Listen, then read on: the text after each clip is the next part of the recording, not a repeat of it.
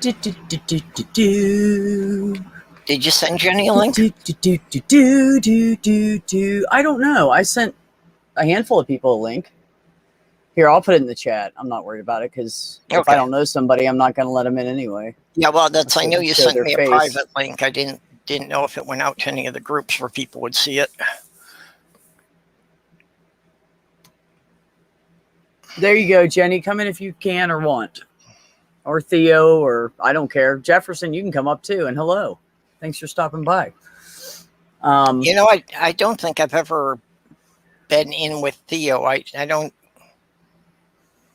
even know if I know really? what Theo sounds like. Oh. Theo.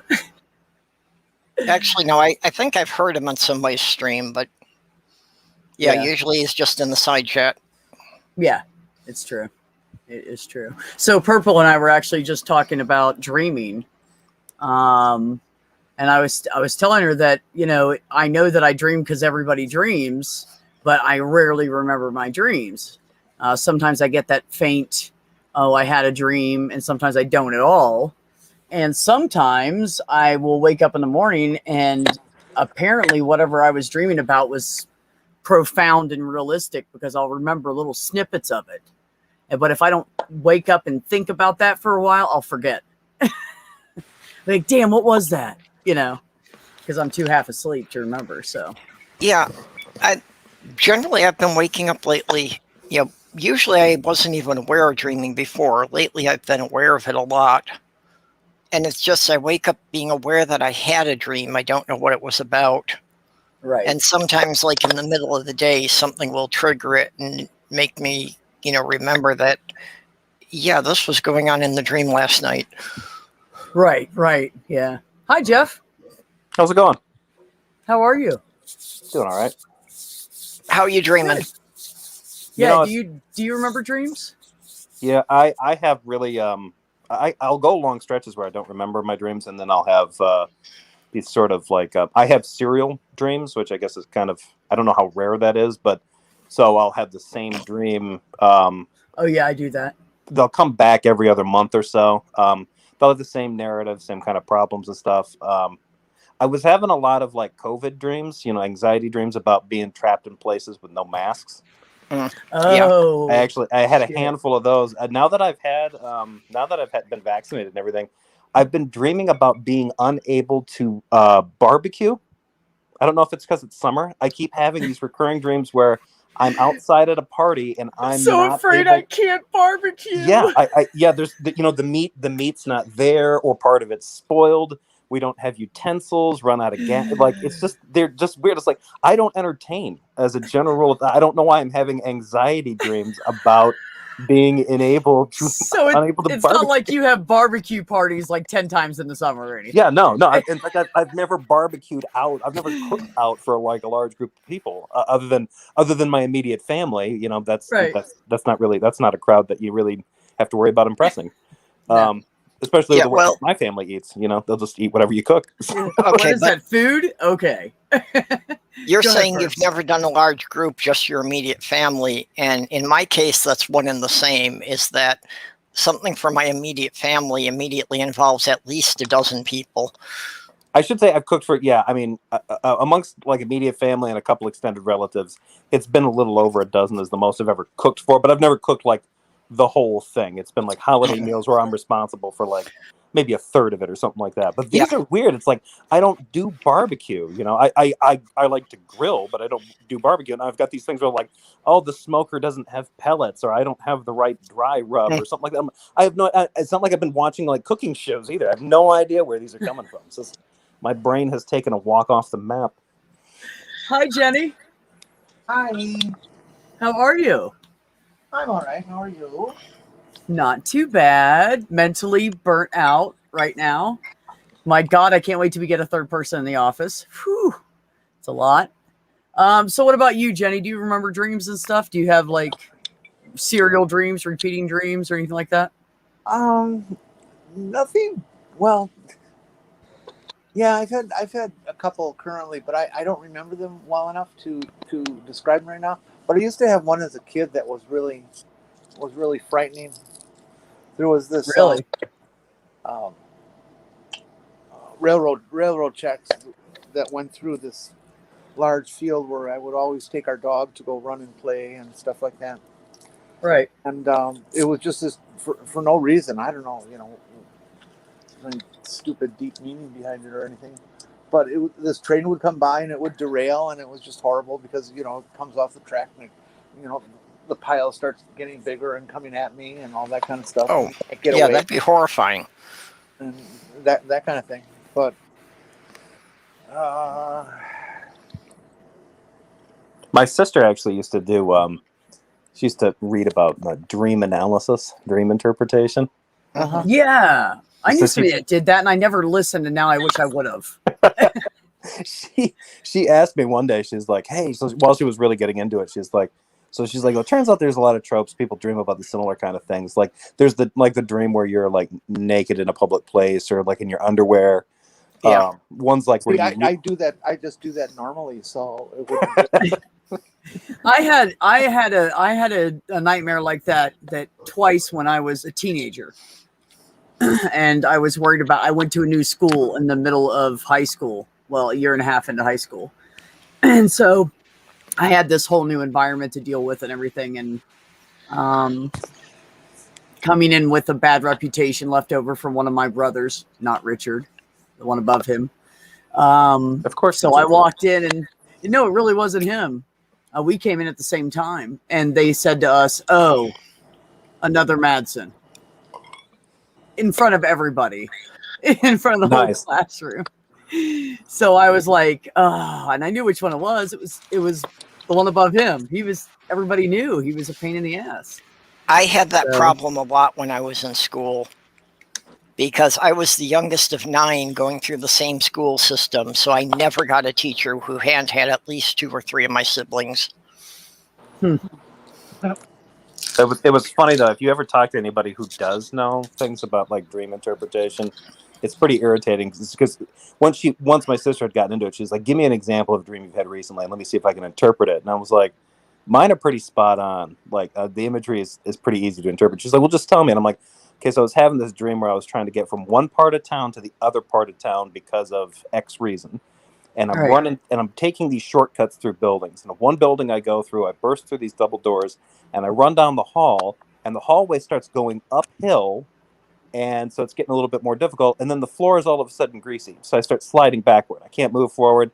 So I turn around, use the momentum of sliding down to slide down, get a running start, burst out the doors, go to another building, go up into that hallway. Floor turns to honey. I can't run anymore. At the time, the entire time I'm describing this, she just looks at me. She's like, "Your dreams are really too easy." And I'm like, "Yeah, exactly. Like, what's the theme?" She's like, "You can't get anywhere." I'm like, "Yes, that's exactly what it is." It's exactly what it is. Yeah. Yeah. Yeah. I'm There's like, always something stopping you no matter how hard you try. Yeah. yeah. So my subconscious is a hacky TV writer. What I notice is that if you have a dream that can be easily interpreted, like you just said, I will have other dreams like in a cluster over, say, a few days, a few weeks, that will be different topical in the dream, but always have that same lesson. It's like the brain is trying to show you different Right. to the same disgust.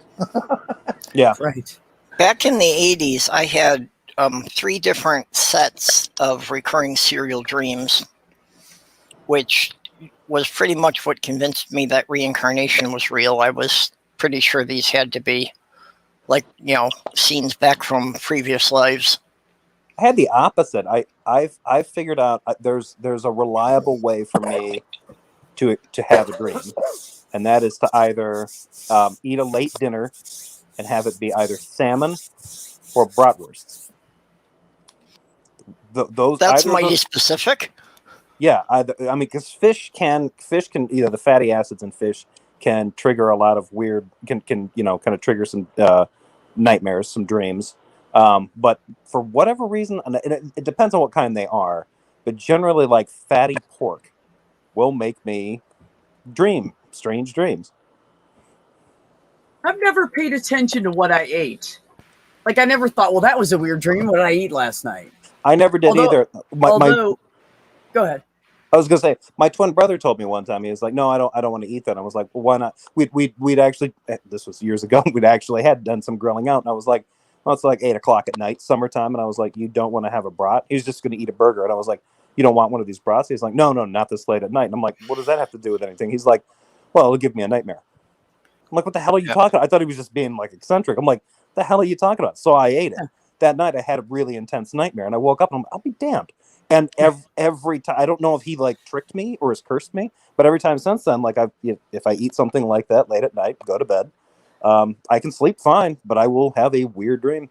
Well, But that I is do the have question, that. isn't it? Is it self-induced because in your subconscious you have that information now, Oh, or no. was it always like that and you didn't know? No, your If it's self digestion definitely if can it's play yeah a lot into it. if it's self-induced, it's been consistent for years because Yeah. it's still the case now.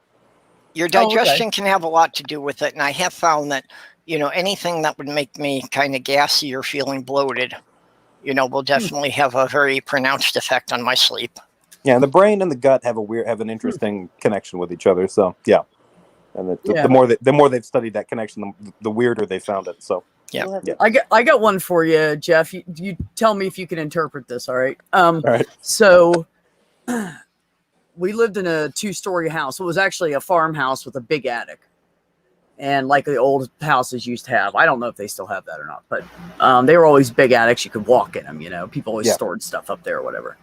So that's how our attic was, and we had bunk beds up there. My dad turned it into a bedroom, basically just threw plywood down on the floor, put the bunk beds together, and put the dressers up there and said, "There, that's your bedroom for you 3 boys and you, me." So, and there was a door. There was a door there.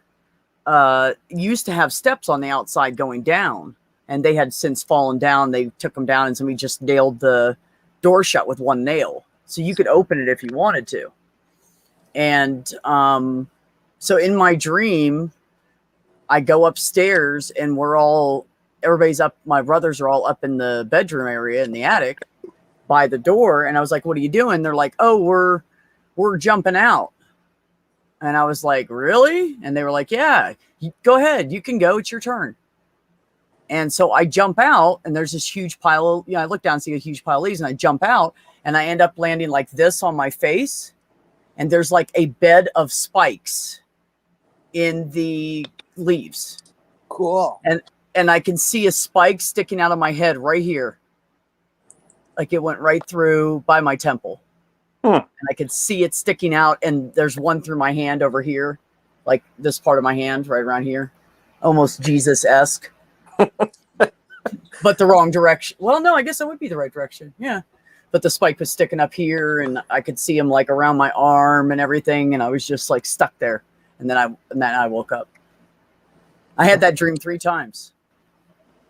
Well, it's either It a fear of betrayal or just a fear of being tricked and hurt by your brothers. Yeah. Number 2. Yeah. Yes, it is. Yes, it is. Well, because my brothers growing up, we, they were always rough with me, which I was okay with. But the middle brother above Richard, that he looks like he's a twin with, but he's not. He was just very mentally abusive, and he would go too far for a prank, Yeah. So, let's prank you, and we're going to grab you and put you inside of a sheet. And, that's funny. But then tying it tight all the way, not so funny. Tickling me till I pee my pants. Not really that funny when I'm screaming stop and crying. That was the kind of shit he did. Yeah, was the this person is a that- lot like experiences I had with my brothers growing up. Yeah, there's always Yep. that. I'm still kind of sensitive to that in certain like groups. But I grew up with kids that I knew. There was always that one or two where it was like you knew the type that would take it too far, and you didn't trust them to. Nope. You knew that they didn't have a lot of restraint, but you also knew that they couldn't use it. Right. Kind of thing. Is like, yeah, they're going to end up like, it's like, I'm not afraid that they're going to do something like intentionally mean. My real complaint is that they're going to throw me in a box and set it on fire because they think it's funny, and then not have the competence to save my ass. Like, that's Right. yeah. Like Um, an accidental, you're going to die from this stupid prank. Yeah, and the only reason Yeah. that's happening is because this person is they're not necessarily trying to be malicious, but they're so they have such poor sense of self control, and they're and just kind of like incompetent that they're going to get somebody hurt. Yeah. Yeah, the brother who is just above me in the line, there really something is not quite right with him. He's very intelligent. He did great at school, but The boy ain't right. his ability to The apply boy ain't right. That's what I'm his saying. ability to apply knowledge to real world events doesn't quite fit. And I maintain this happened because I was better at hiding than he was. So when the oldest two had an idea for building a new carnival ride, he usually wound up being the test pilot. Okay. Well, maybe that's all test pilots then. They're just that guy or that girl. Yeah, I just think he Yeah. got bounced on his head a few too many times. Yeah, it's like, yeah. I True. I had this one dream. It wasn't a repeating dream. It was a repeating theme, or not even a repeating theme, but a repeating characters. I moved in with my dad and took care of him for the last year and a half of his life, and he finally just decided that he was done dicking around, and he refused food and water and was gone in a week. And it was pretty rough to go through, but his choice was, so it's not like I'm going to try and force feed him or anything like that, but whatever. So it was for probably 6 months or so afterwards, every couple of days I would have this dream. He was in it, except he was strapped to a big mattress and walking around with this mattress strapped to his back, and I kept having to remind him that he's dead, and it was just very difficult. It was very upsetting whenever the dream came through. Wow. And it finally faded, little by little, but it was pretty bizarre. I gotta say that is bizarre. First of all, I gotta say I've had lots of weird dreams like that. I had a dream about my mom, and I had met our oldest brother. He found our family, and we all went to meet him and visited him, and we all pretty much just all went to him. He made one trip down to Florida, but we all took turns and spent some time with him alone and tried to get to know him and stuff. And so when I got to know him, he still hadn't found who his father was. And so I was thinking, man, this is partially my fault. If mom was still alive, we could find out, we'd know who this guy's, she's the only one that knew. I asked my Nana about it and everything. And she said, no, she always refused to say his name, because when she found out she was pregnant and she went to him and said, I'm pregnant. And he said, well, I'm married. And he had kind of basically just taken advantage of her while he took her out on a date and they were drinking, and he took advantage of her. So basically raped her. And so she said, well, I'm pregnant. And he said, well, I'm married with 3 kids. And she said, never mind. And went home and told her mother and refused to give his name up and would not tell anybody. That's all we know. So he was some Navy officer and convinced her he was single and blah, blah, blah. But anyway, so I was thinking about this for months and months. And then one night I had a dream, and I was thinking, I want to ask mom. So I had this dream, and we're in the town that I was from, and we're walking around, and it's me and her and Richard, and then the brother above him. And so they were like walking over here, and I'm trying to walk over here. And I think Richard was with me, and I think the other brother was with her, but they were walking around the side of the building like this way. And I was like, oh, wait. And I was trying to catch up with them, and I lost them for a minute. And then I found them, and I was like, mom, I said, who's Bruce's dad? I need to know. And she didn't talk through the entire dream. And she just, like, a notepad appeared out of nowhere. You know how that happens in dreams. and she wrote Michael something. But as she was writing the last part, I woke up. Ah, I was so, and I was like, no, no, no, no, no. You know how you like sometimes if you wake up for a second, you can go back into the dream? Nope. I was so excited to see the name coming out that I woke up and lost the last name. Yeah. Yeah. well, just look up every sailor in that time period by the name of Michael. In the Northeast, everybody's named Michael in the Northeast in 1961, 62. Assuming he even gave her his real name to start with. Yeah, exactly. We don't even know. Well, they had uniforms. I used to You have know. lots of- You Yeah, always but the see uniform last names generally on only it. has the last name, not the first name. Well, yeah, no, that's true. The first name could have been false. That's true. Fair enough. I used to have a lot of flying dreams, and I loved them. I just loved flying dreams. You know, I don't remember any subjects or events or plot lines or anything about any of them except the fact that I was able to fly in them and the physical sensations I felt in the dream with being able to fly. It was, and I haven't had one for years, and I wish I would. Yeah, as a teenager, I used to have some that I was, like astral projecting. Hmm.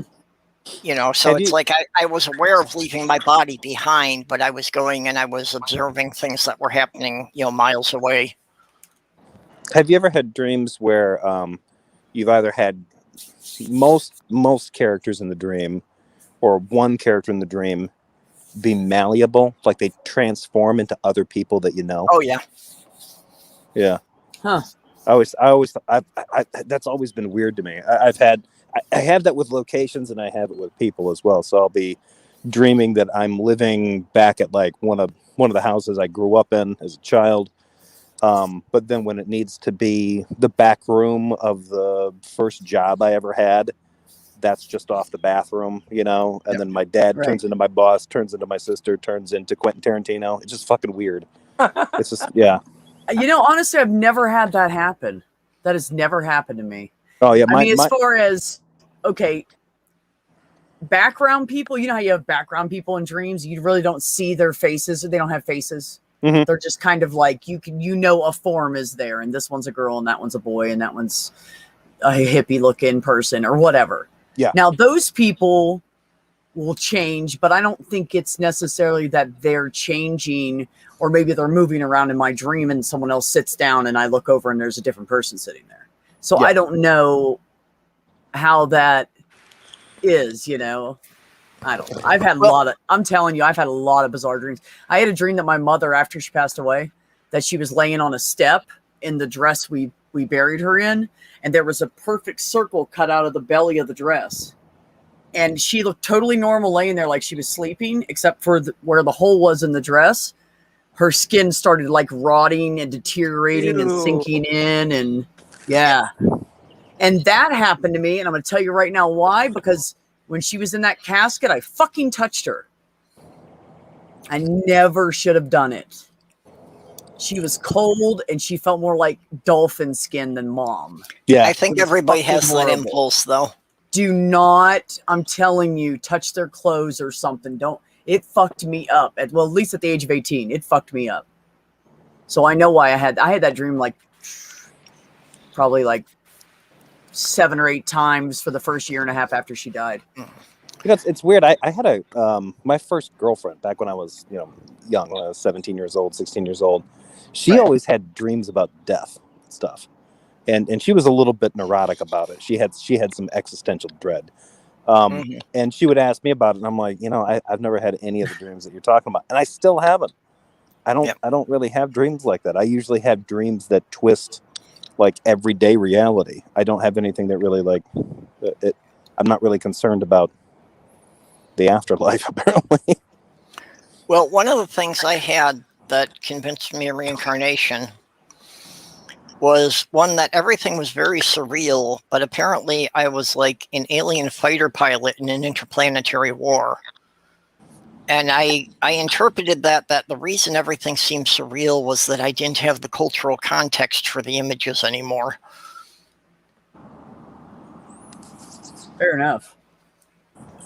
I have this one type of dream that I call after the art form or the particular form of painting that you'll see some artists do. I call it photorealistic dreaming, where it is so real when you wake up, like during or after it, you have to actually lay there for a little bit and process that. Was that real or not? Right. You know, it's an amazing thing that all of us I can go through. I've had my dreams have convinced me that I've been late for paying bills. I've had a series of dreams that told me that I was 4 years late taking a final in a college course. Yep. And I wake up convinced that I got to take steps and do something about it until I shake it off. Like, no, you idiot, that's not real. Yeah. And then, I've had a couple of That was a fucking conversations with dream. Compelled Unbeliever about this. Oh yeah. You know, of the same kind of thing of like, you know, waking up and having difficulty sorting out what was a dream and what were memories from the previous day. Right. I these when I have these photorealistic dreams, the only time I have them is,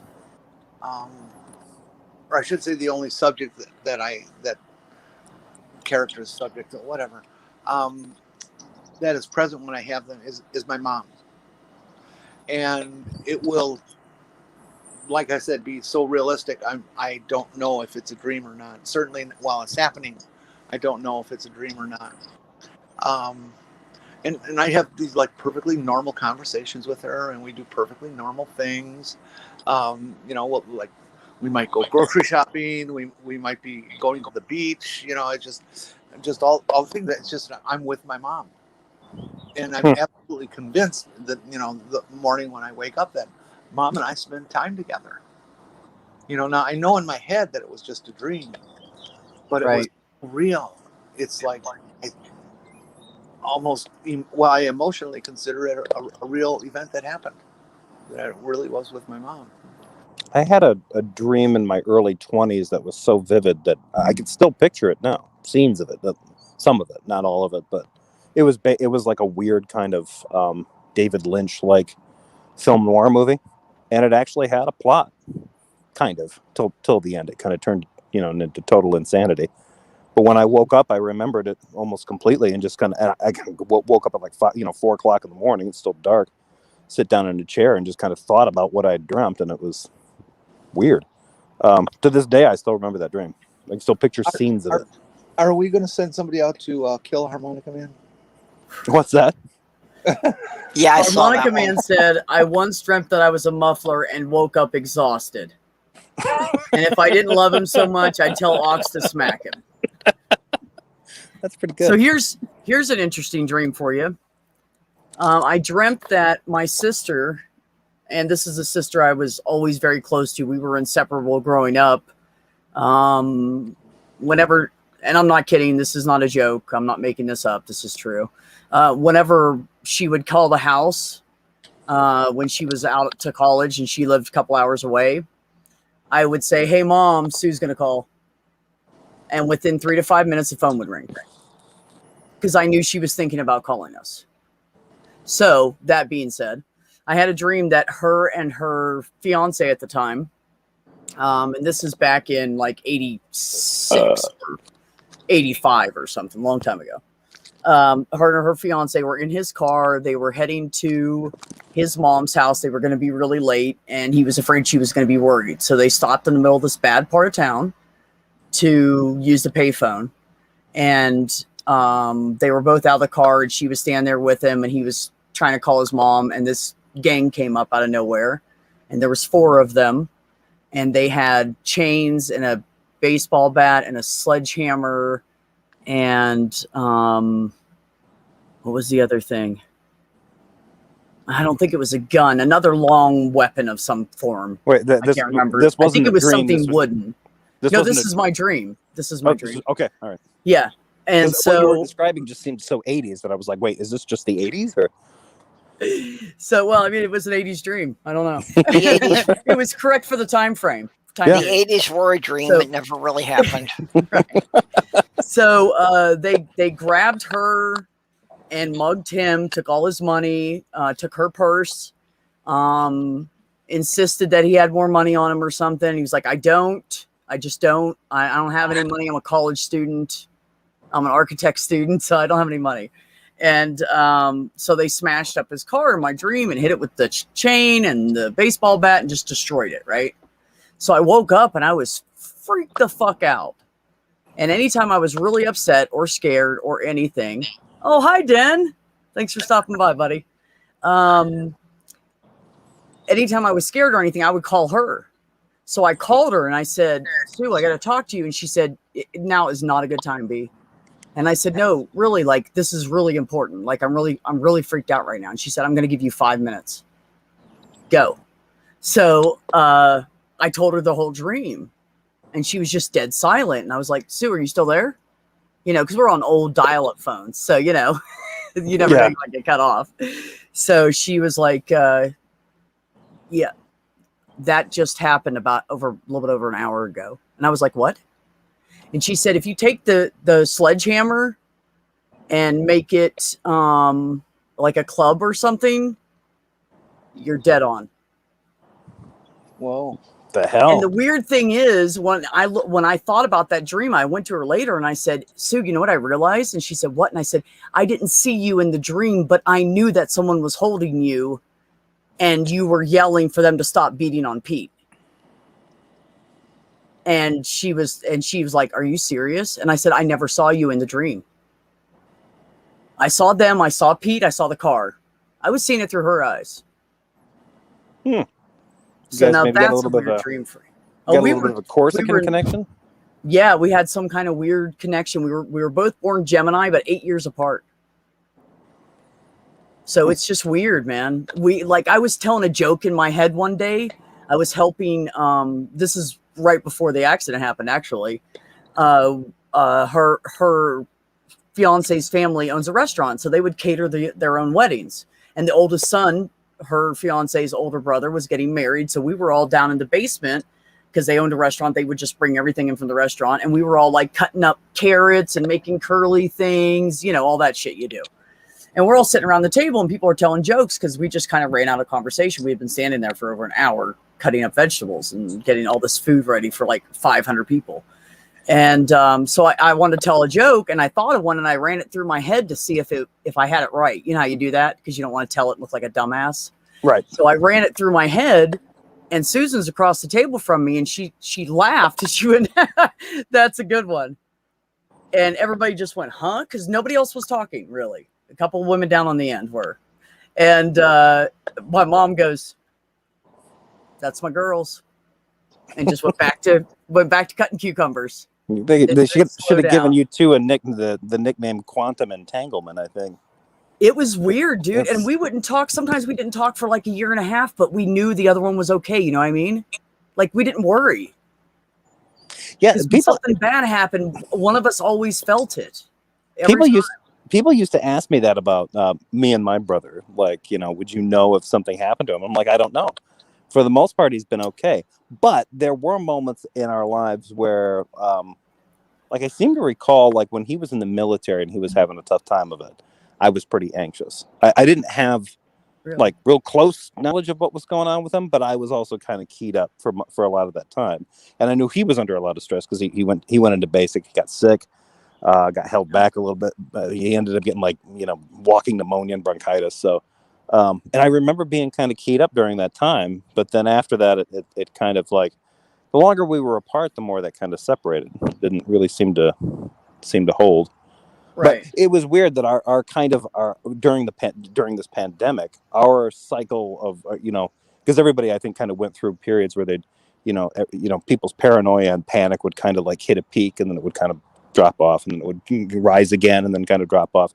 Ours were kind of in sync, which was weird. Wow. Because he's out on the West Coast. I'm back in the, you know, in the Midwest. You know, very different rates of infection, very different kinds of news coming out, but we were both kind of hitting the same emotional roller coaster. The weird thing for me about it is I really feel like it's more me than her. because I've had some really deep connections with people I've dated. Hmm. And okay, for instance, I was a truck driver and I was with this chick and we were madly in love with each other. And I was thinking about her one night and I had quit driving at like 2 o'clock in the morning and I was laying there in bed. I was so tired. I almost couldn't sleep, you know, because I worked like overtime and ran my truck over and I totally would have got my ass fucking canned for it. But anyways, so I was laying in bed and I was just like, I can't go to sleep. I'm just thinking about her. I was missing her. And at the time I was gone for 28 days at a time and then home for a week. So this was like at the end of the 28 days. And I was laying there thinking about her. And I just went, oh, Jen. And she called me and said, what's going on? And I was like, what? And she goes, are you okay? And I said, yeah, I'm just tired. I was just laying in bed thinking about you. And she goes, okay, well, it's 4 a.m. here. Can you not do that? And I said, okay, fine. I love you. She said, love you. And we both hung up. And I thought it was funny. So a couple weeks later, I was like, I'm going to try it again. So I lay in bed and I closed my eyes and I went, Jen, about 5 times. Nothing. And I thought, oh, it didn't work. And then my phone rang and she was like, what's going on? Are you okay? She goes, you did it again, didn't you? I said, I didn't really fucking think it worked. I thought it was bullshit. So I was testing it out. You might be a sorcerer. She took 2 minutes to call me because her kid was in bed with her and she had to go in the other room to call me. Now, see, I remember some things like that happening, and I'm wondering how much of it was real at this point, and how much of it's kind of like things that were filtered through my perspective at the time. Right. That if I had been an atheist when they happened, would I remember them the same way? Yeah, well, that's true. Different perspective, because I was thoughts. 25 years as a pagan, so I believed in all sorts of interesting things. I can actually give a pretty good example of that. Back when I was a kid, my family, we were pretty Christian. We lived in this house, this Victorian house, in this, in a small town. And we had, our neighbors were real close by, and the next door neighbor was not very stable. And I can't remember what this movie was. I was really young, and this will date me because I think it was one of the Amityville made-for-TV movies, like with Patty Duke. Okay. And it came out. My guess is it was on CBS. And it was on one night. It was like a Friday night, and we watched this thing. And now we're all, we still go to church. We're still Christians. We watch this thing, so we're all naturally kind of terrified of this because all this shit could be real. Well, right. while we're watching it, the police show up after the end of the movie, and we're freaking out like, how the hell did this happen? Was it because we were talking about the devil and his ways? And the cop shows up, and sure enough, he's like, yeah, we got a complaint from the neighbor that said that there were demonic noises coming from this house. And he's not pleased because he's he's just like, but he's like, yeah, I got to respond to this. He's like, you said there was a lot of noises, a lot of rowdy action going on. What's going on? And so my mom told me, like, no, we were watching a movie, but there's no noises going on. It's just me and the kids. And he's like, okay, yeah, that's kind of what I thought. So then she watches him leave. He walks down our porch and walks over to the next door neighbor's house and up to their door. So my mom's like, oh, so they called. So it turns out, so we were running with this assumption that the reason that this horror, that like at first we were kind of running with the assumption that this crazy thing happened because we were talking bad about the devil, and the devil brought trouble to our door. And it turns out the woman next door actually was bipolar and not medicated, and was watching the same movie and overreacted and thought that the activities going on in the movie were happening in real life in the house next door, our house. Oh, okay. Okay. So, bitch, take your meds. That's all I gotta say. Yeah, take your meds, kids. And that was probably my first that was probably my first kind of toe in the water into atheism. Like, oh, right. Yeah, there can just be a boring explanation to it. Somebody might just be crazy. Right. What were you gonna say, Jenny? I get another dream type that I went through for a period when I first transitioned. I don't know, it was probably next 3, 4, 5 years after I transitioned, I would have dreams periodically where I would like walk through a doorway and switch genders, and then walk back through the doorway and switch back, and it Oh would, fuck! Really? and the whole dream would be like that. That every 3 to 5 minutes or something like that, I'm changing, or people are, like doing an abracadabra at me, and I change, and it was really upsetting, because it felt, I interpreted it at the time as that I'm obviously unsure of what I'm doing, that I'm having Right. doubt, stuff like that. But then it just faded away eventually. Just stopped. That's crazy. I've never heard of a dream like that. I've never heard anybody It's having. pretty weird. I wonder if other people who've gone through transition have had similar experiences. I don't know. Cadence was out there somewhere. Cadence, let us know if that's happened to you. I'm actually kind of curious now. I should ask my son that too. It's interesting. I've heard of this too. I've had other friends talk about this. If they've had chronic health issues and they were corrected after, say they had like a bad knee or a bad shoulder, something like that, and then they get it corrected after a long time of not being diagnosed. Once it's changed, they have dreams about being in the former state. In the dream, they remember the former pain, the immobility. They remember all that stuff, and they bounce back and forth between how they are now and what they were like then. Huh. That's I've kind of interesting. had some of mine going the other way, that since I started with the therapy and the transitioning, I've noticed that what I do remember of some of my dreams of them being more romantic and less blatantly sexual. I always wondered about that, because one of the reasons they think that diet can cause those changes in the dreams is because of the effects that certain foods have on hormones. And I always kind of wondered, like, for somebody going through transition therapy, what that would do to their dream cycle, especially if they dreamt vividly before, and then it maybe like kind of like drops away, or if it's the opposite. Now all of a sudden they have this vivid dream life and they never had it before. In my case, and of course I can't speak for others, except for this theme that I just described to you.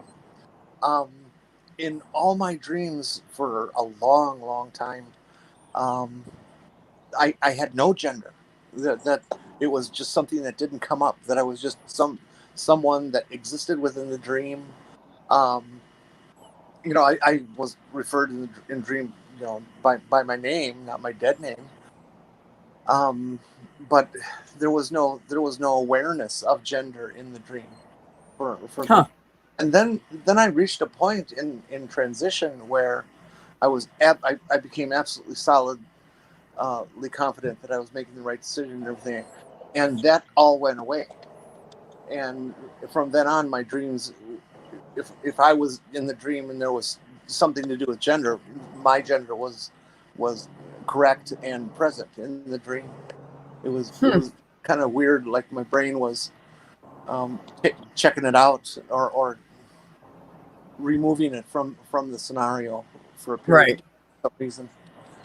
Have any of you had dreams where other people within the dream have been either genderless or gender fluid, or switched back and forth? No, I haven't. I've never. No. I have had that. I've had that because on top of having shifting realities like in real time and shifting individuals, like I'm talking to my brother and he turns into my best friend, and then he turns into his sister, and he turns into my granddad, just to fit the situation. I could watch them morph into those things in real time. Well, I've had ones where they obviously you want to date an envy. What's that? I have, but I've always been very gender fluid myself, so I didn't notice that as being anything that I would have considered unusual. Yeah, I myself, I don't know that I've ever noticed myself being fluid in any particular way. I've always just kind of been me. I've either been physically present if it's like an anxiety dream where like I'm only wearing my underwear in a crowded auditorium or something like that. Otherwise, it's just my POV. But yeah, I've had a lot of ones where people change into other people, and I've had some where there was some kind of like either romantic or possibly erotic thing going on, and the gender fluidity would hit. Like the individual, it wasn't particularly anybody that I knew, but the person Right. was male, then female, then male, then some combination of the two. Just it was never stable. So Right. It's interesting. that's I've just had something my I've brains had do. so many bizarre. Like I could literally sit here and tell you dream stories for like 4 hours. I've had so many weird dreams when I was younger. So many bizarre dreams. My favorite one was where I needed to get a lift back from Seattle, and I hitched a ride on my friend's rocket ship. Mhm. And I was afraid that they were going to go to Alaska. They were going to go into space without dropping me off in my home state. It was a strange dream. That's cool. Interesting. That's cool, actually. It was extremely realistic. Like physically real. Like I remember feeling the turbulence of the craft we were in. It was weird. Yeah. Huh. And the other one, there was one I had as a kid where I was sitting in a car that had a bunch of crabs, little baby crabs that emerged out of this portion of the car, and they were filling the bottom of the footwell, and they started pinching my feet, and I woke up and my toes hurt. Still remember that. Toes hurt. Huh. Yeah, it actually hurt me. It woke me up. Well, yeah. Well, that's because your brain can do strange fucking things to your body. It's like women thinking that they're pregnant and they're not. Then they do a pregnancy test at home and it comes up positive, and they go to the hospital. They go to the doctor and they're not pregnant. Oh, you had to mention That's it's in their head.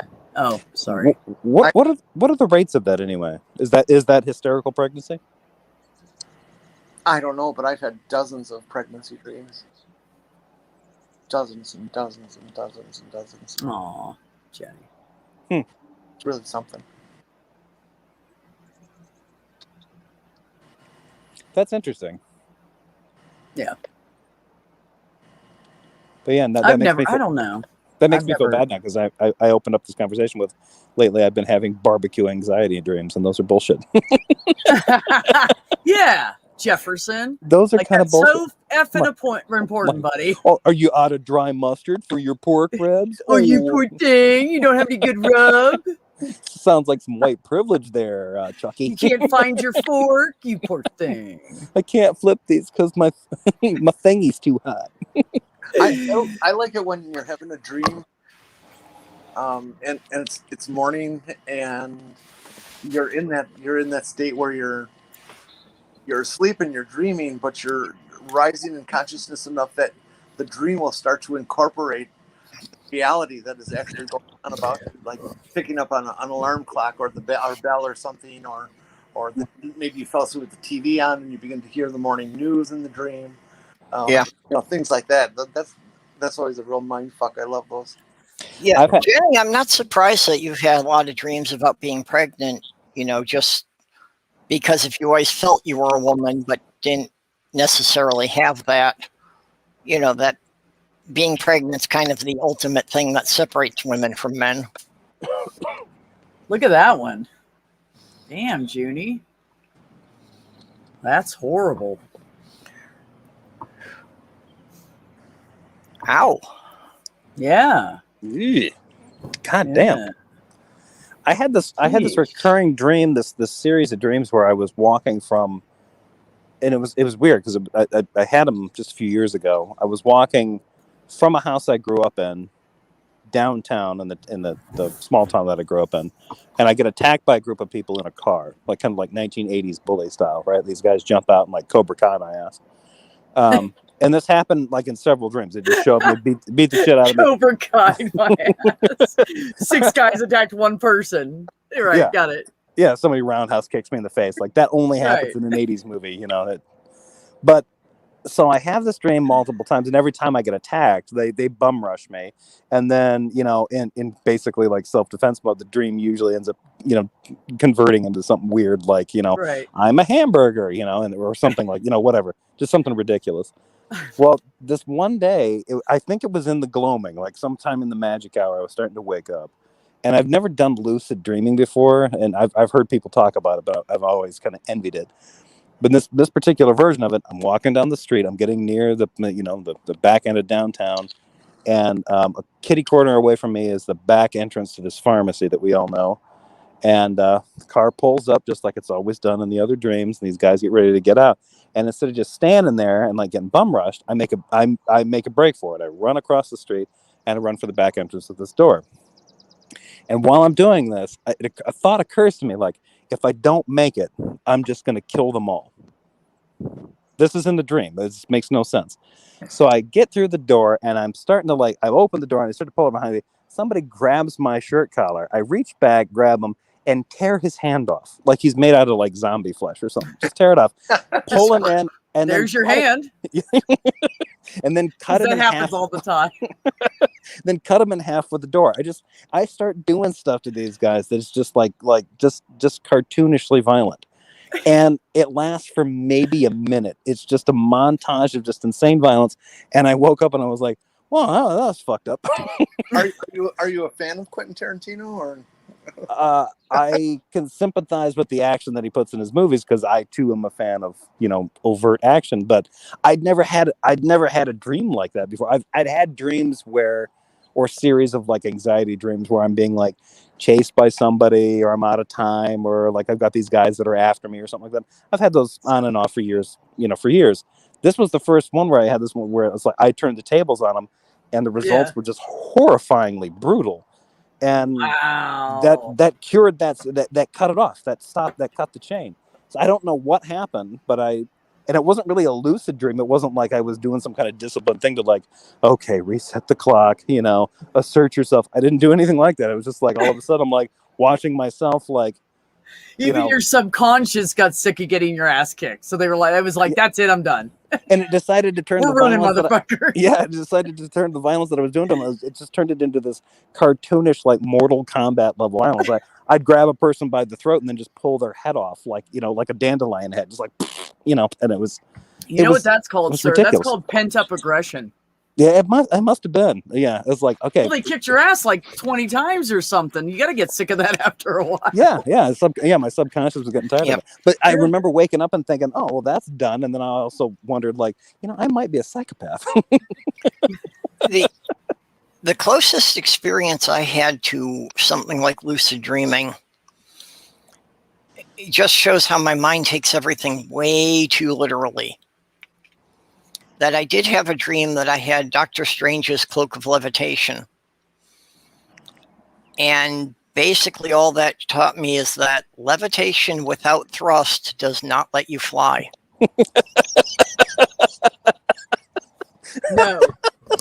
No, you can float. Floating and moving are two different things. Yeah. You're just a helium balloon. Yep, that was basically it. You know what I just thought? Bobbing around. I just thought of like Doctor Strange realizing the same thing too, but he's got a battery pack on his belt and he's got a little mini fan connected to it, and he just turns that on to propel himself.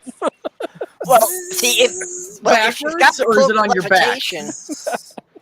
Well, if you've just got a fire extinguisher, you could use that to thrust. If you're effectively weightless, that would get you going. Right.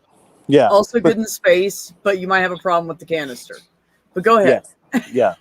Yeah, I mean Sandra Bede used that in Gravity, but yeah, only so much. Well, they also used that. Does anyone remember the old series Salvage? The pilot for that, Salvage 1, they used that. That out in space they were using fire extinguishers to basically fly themselves around the ship.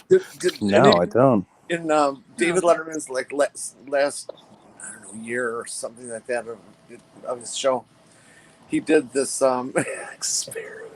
He'll go out onto the street and do weird things, and everybody on the street is his audience and watch, and either him or some talent that he's hired does some kind of weird stunt.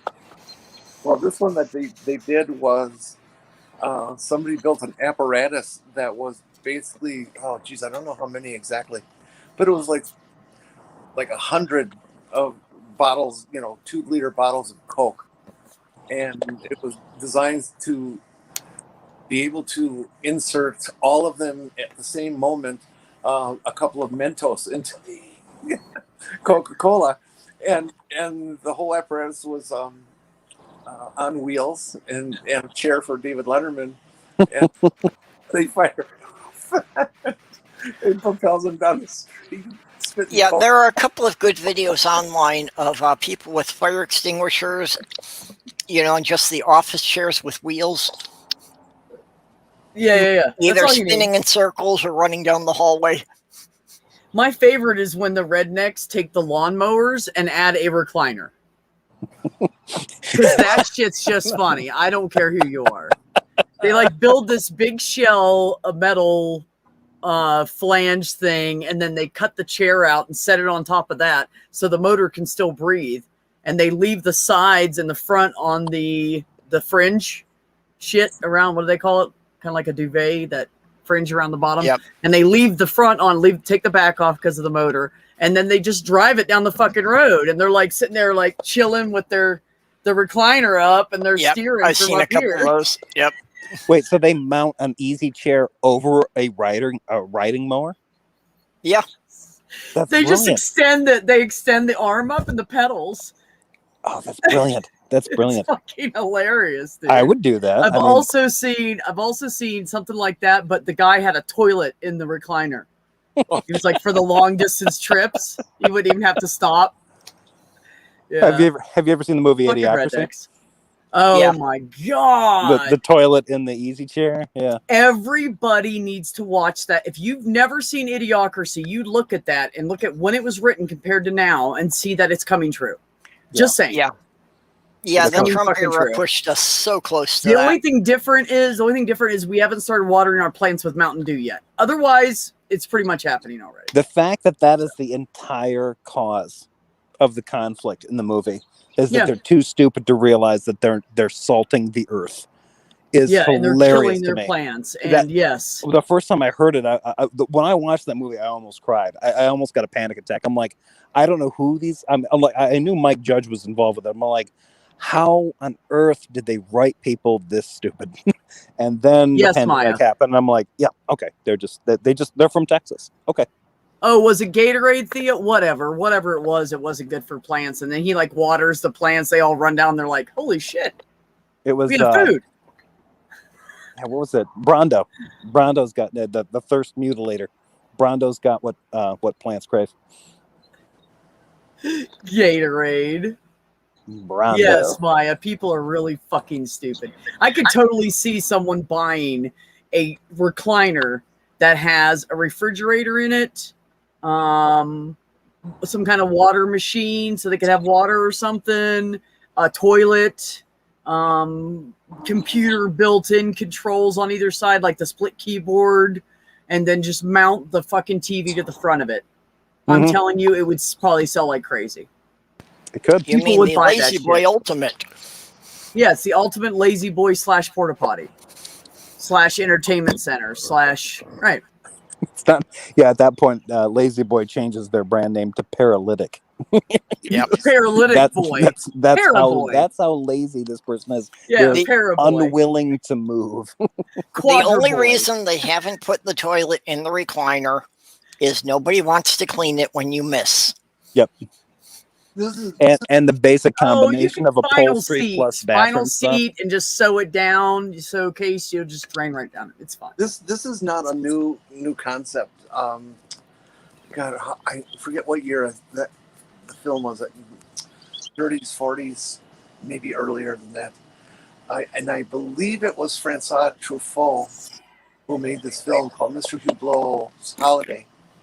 And it was Yeah. all this guy who didn't want to get out of bed and wanted to spend his life in bed. And so he set up the system of pulleys and ropes and everything you would ever imagine that you would need on a day-to-day basis, from food to toiletries, would hang from an individual rope that was on a pulley, and he would have to reach behind him and untie this rope and lower whatever it is that he needed to use, and then reattach it and raise it back up. And stuff. But who put all that stuff up there? Well, he did. You know, it was, you don't want to be in. You want to be in bed. You still got to just make it happen. But the whole film was about that, and it was just very, very, very strange.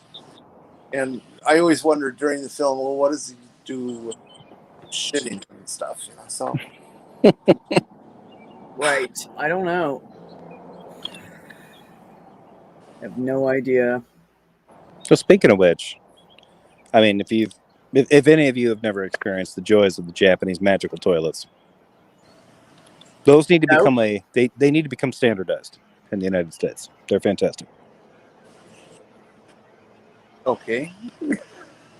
It's they're not a bidet. They're called a washlet, but they basically spray you clean. Yeah, I've never Huh. understood why the U.S. has such a resistance to the bidet.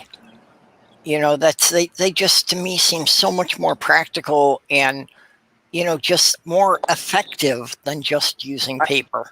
I can. Well, and the weird thing is, like, I can see why they were resistant to the bidet infrastructurally, because you have to have two in the room. But in this case, when the Japanese basically were like, look, you can have the bidet, just have it over the toilet. You can have it, engineered either into the toilet seat, which they do. They make these washlet toilet seats that will Mhm. mount onto any existing toilet that you have, or you can buy one of their other ones, and it's like that's the same thing. And they've been around since the mid '90s, maybe early '90s. Yep. And I've lived in Japan for quite a while. They are absolutely amazing, and the hygiene benefits from them are huge. It was one of the things that, like, they ended up, once the toilet paper crisis hit during the pandemic. Stage 2 of that was there was a run on bidet toilet seats. Yeah, I saw that. Because people realize, like, look, you know what? I don't have to worry about not having toilet paper if I've Yep. got a toilet seat, a washlet People were toilet seat that getting will in wash fist my butt. fights at Home Depot over bidets. Look, Yeah. all you have to do is just go to McDonald's drive-through and order like a thing of small fries, and they'll throw enough toilet paper in that bag for like 3 or 4 days. If you go to McDonald's 3 times a week, you never have to buy toilet paper. This reminds me, my latest takeout experience was hugely disappointing. I ordered Korean food, and they gave me exactly 1 cup of rice for 3 orders of food. It was ridiculous. And then I realized why they did it, because they waste rice when they send home takeout orders to people, because usually people ordering takeout in this particular restaurant, most of them are Korean, and they have leftover rice at home. So their logic is like, here you go. Here's a quarter of a rice of cooked, a quarter cup of cooked rice, and then the entree So it that we doesn't made go for you. bad. Yeah, Yeah. just so that we're not burning through that. If you want more rice, Chunky, you can cook it yourself.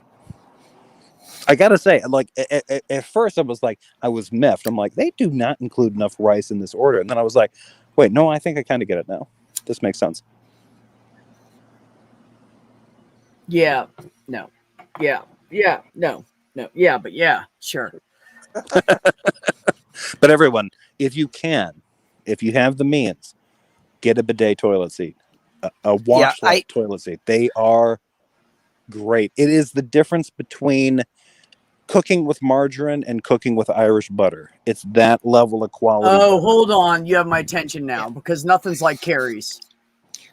Well, I could not believe the level we got to a year ago I like Carrie's with Irish the toilet paper and the hand sanitizer.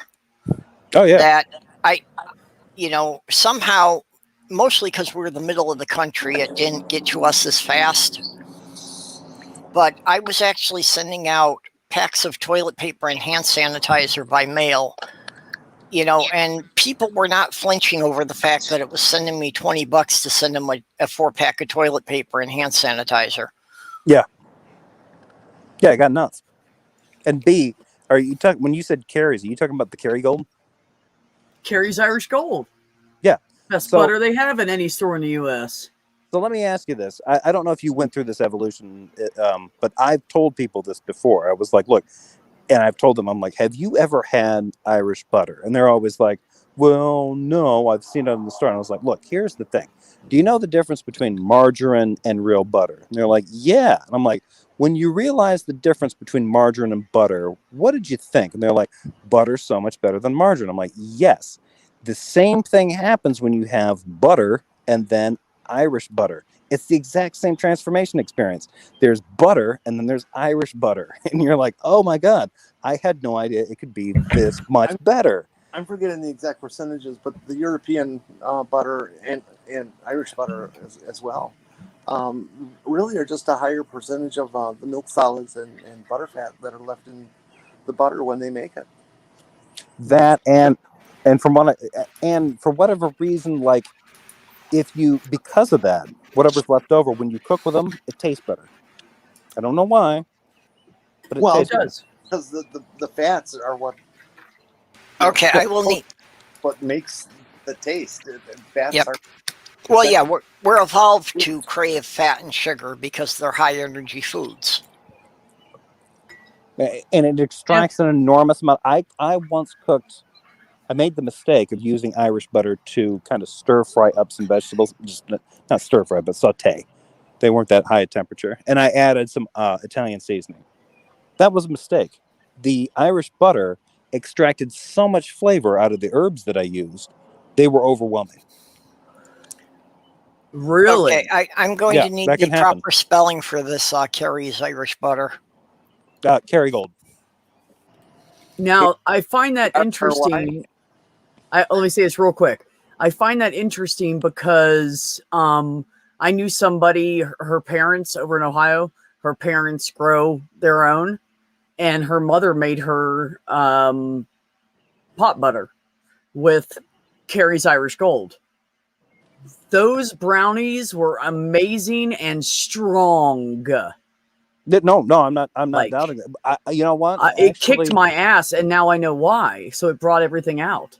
One of the things that it does, if you use Irish butter in something with chocolate, like good cocoa, it brings Yeah. the fruit flavor out of the cocoa. You get I'll this be like damned. multi-dimensional cocoa flavor that before you just got like a chocolate kind of flavor and then some sweetness. But with the Right. Irish butter, you get all these weird dimensions. Like all of a sudden, it's like, am I eating like, there's these fruit dimensions to it that black raspberry and plum and all this other stuff going on depending on the cocoa powder that you use. The fat in Irish butter and in a lot of European butter, because it's not just Irish butter. When you Right. cook that at that heat, the fat extracts the volatile oils out of those particular foods, and it actually kind of blows them up a little bit more. If you saute them in something like extra virgin olive oil or something like that, it's a little bit subdued. But for whatever reason, Irish butter kind of enhances it, and sometimes it enhances them a little too much. I tend to overseason a lot of the food that I cook, and I did that when I was cooking with Irish butter, and I could barely get through the vegetables that I made. It was like it brought out all the thyme oil, all the oregano oil. It was just really astringent, really medicinal. If it's an oil, if the spice is an oil, that makes perfect sense because fats are of course an oil, just thick oil. Yeah. And it makes sense that you get a mixing of the essential oils. That it's like when people cook with pot, you can't boil the THC out of pot. You have to with water. You have to boil it out with butter because it's a soluble lipid and it has to use it to bind. Yeah. There you go. Lesson for today, everybody. If you're gonna make pot butter, if you're gonna make pot anything, make pot butter. Use that. And that's to me that's the lesson you got. That's the interesting thing about it, because I've always done like soups and stews and stuff, and what you do, like if you add thyme, oregano, basil, any of these other things, even savory leaf, you add them to hot water when you're cooking. Even if there's chicken fat and stuff in the broth, it doesn't really seem to matter. But if you're sautéing those dry herbs or fresh herbs, and the only thing happening in the heat solution is just some kind of fat, and this could have happened even with olive oil, but with Irish butter, it pulled all the flavors out. So it wasn't just, you didn't get a hint of thyme, you didn't get a little lilt of oregano, you got all of it, like all of the bitterness, all of the astringency, all of it came out. If you use a dried herb because it has been dried, the essential oils in it have been concentrated, and that's why they say if you use dry herbs, use half as much as if you have fresh. Yeah. So has anybody ever, funny that this comes up and you use spatchcock? Has anybody ever spatchcocked a chicken? And does anybody know what that means? What I is have. spatchcock? Okay, so What's the term spatchcock means Okay. it's an old English word that means a juvenile. I think a juvenile male chicken generally. But what the term has come to mean, a spatchcock is when it's a butcher's term when you butterfly an entire bird for roasting.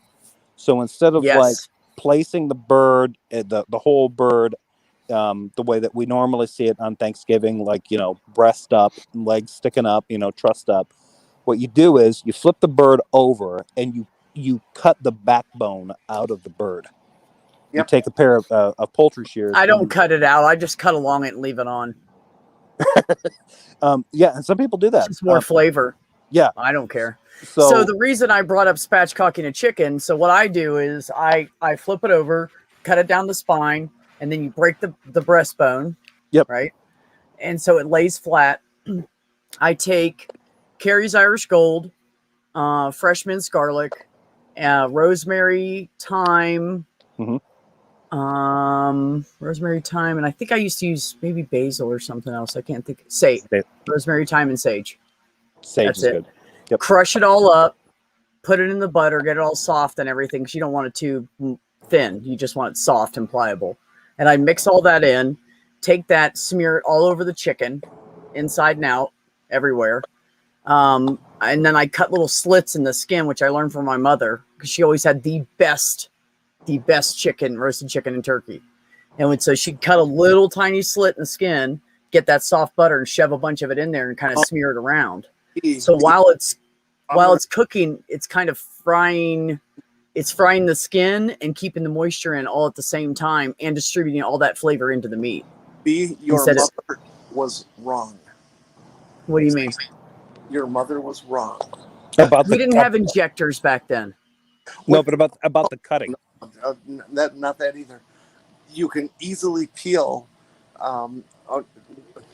Peel's the wrong word. You can easily get your fingers between the skin and the meat of a chicken or a turkey, and you do that and push the butter in under the skin. No perforations. It'll stay even more moist. Can't do that on the legs. Yeah, you can. Yeah, Can you? you can, sure. Oh, I've never tried that. You can try. I tried it. It's Oh. unwieldy. I've done it for the breast before, because obviously you can do that. But I always cut little slits for the legs and thighs and stuff. But I mean, I'm talking little. You don't cut a big. If you cut a big slit, you'll fuck up the whole thing. Yeah.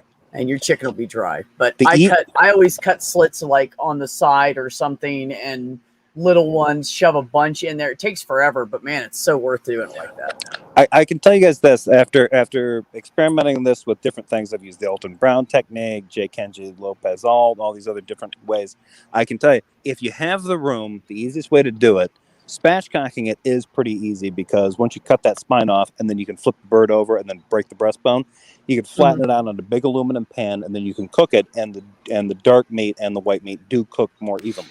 That's pretty cool. Yeah. You can lay down all your vegetables in that same pan, all your potatoes, your carrot chunks, your I want to say it. broccoli or Brussels sprouts, all of it lay in the pan. Put the chicken on top of it Yes. and let all the fats from the chicken cook the vegetables too. And it's like, Right. I take red potatoes and I cut them about a quarter inch, maybe a third of an inch thick. And I take the extra butter and put some on each one of those too. So the tops are nice and moist until the fat drains down and stuff. And I always put carrots underneath, just baby carrots. And I don't really have to do anything to those. I can dribble some fluid on them if I want, but I put those underneath and leave the potatoes around the outside. So when the potatoes cook, I flip them over halfway through. So they're really crispy on the outside, but they're really soft and perfect, like a baked potato on the inside. yeah, that would be So- a good variation. Yeah. But what But I I leave the carrots underneath, so it kind of steams them / boils them in the fat, but it steams them underneath of there. If That you're comes out working really with good. red potatoes, them you can reason with. Russets is just mean. like russets. Yeah, no, I like. I mean, you're having a baked potato. A russet's good, but if I'm cutting it up and putting it in something, red potatoes are my favorite. I think like they have the best flavor. I like russets in soups. What I'll usually do is use like one russet to like 4 reds in a big soup, because the Yeah. reds are waxier, so they're going to give you like a cleaner texture. But the russet is gonna cut down and turn and actually add to the soup. It's going to actually add to the body. Oh of the yeah, soup. no, you have to Yeah. throw in some kind of a regular plain old potato that's very starchy because that's going to thicken up your. Yeah, Yeah. absolutely. I like russets for that. Have you done But that? anyway, I was going to say with the chicken, if you have the space, and a lot of people don't, and I haven't been able to pull this off. I've only been able to do this once. If you can spatchcock the bird, and then whether you can spatchcock it or not, it really doesn't matter. But if you take the bird and you got it clean before you ever marinate it or do anything with it, you take kosher salt and you rub down the bird with that, and you put it someplace. You put it in like a dry fridge or cooler or whatever, and you leave it in there for as long as you can. The salt is going to create an osmosis effect that's going to draw the moisture out of the meat towards the skin, towards the sodium, and then reverse course and pull the sodium back down through the skin into the muscle. It's going to season the entire meat. If you can do that for about 48 hours, you're going to get a better tasting bird. Once that's happened, you've kept it in a cool, dry environment. It's going to take care of the moisture issue. You then bring it out and then you marinate it with whatever you want. If you want to use Irish butter and spices, you want to use olive oil and spices, that's what I prefer. Extra virgin olive oil that can usually like California olive, and a lot of poultry seasonings. I'll marinate it with that, rub it under the skin and stuff after it's been salted. Then you bake it, you will get something close to magical. That is Nice. really good poultry, whether it's chicken I'm going to do that or next turkey. time. Yeah. Very good. Next time I do a spatchcock, because that's the only way I cook my chicken now. Oh, and by the way, the other thing I was going to say before I let Jenny continue there was that spatchcock chicken, you put the thing on 400, 22 minutes, it's done. Yep. There's no hour and a half at 325. As long as you probe It's a it, real and fast your cooking heartbeat method. is at 161 degrees. Yep. Oh no, So- you do it will be by 22 minutes. It'll be almost overcooked at 23. Yeah, and it's amazing too. If you get the timing right, the nice thing about it is that the dark meat in the legs and the white meat in the breast are about equal. Neither one of them dries out. And you can hit that rate. If you got a really accurate oven, you can usually hit it with like an 18, 20-pound turkey. You can with a chicken, you can probably hit that in about 16 minutes, 18 minutes, if it's thawed. No, it's about 2022. Okay, 20, so 22. Okay. are- But Are this was a birds- gas oven that was a little unpredictable that I was using at the time. Yeah. Because I was with somebody and that's what her oven was weird. But it was a gas oven and that's different than electric. So are birds called poultry because you've got to reach up in the branches and yank them out? oh snap, Purple. That was Oh. great. We're going to make you live with harmonica, man.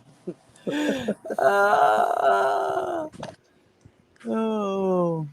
That's a joke that deserves a side effect. That's a little sound effect, little corner Yeah. sound effect. But in Dun-dun-dun. Minnesota, every year right around Thanksgiving, about a half dozen people burn down their garages trying to deep fry a turkey. William Shatner almost did. He volcanoed one. That's because they're too stupid to check the displacement of the oil against the weight of the turkey before they heat it up. They Well, don't also, think there's enough oil in the bottom because you only have to put like this much in. They don't think it's enough and they overfill it. That's exactly what causes them. Another That and common like Chuck problem- said, frozen. They Yeah. put a frozen fucking turkey in there. Yeah, they don't thaw the bird so that as the water melts into the oil, it causes an explosion. And I think and you know, if you don't believe in science, you don't know enough to check these kinds of things. Hey, I'm pretty sure. Purple, I need a new stat from you. I need to know how many of those people that happens to in the U.S. every year are Trump supporters. I want to know that percentage.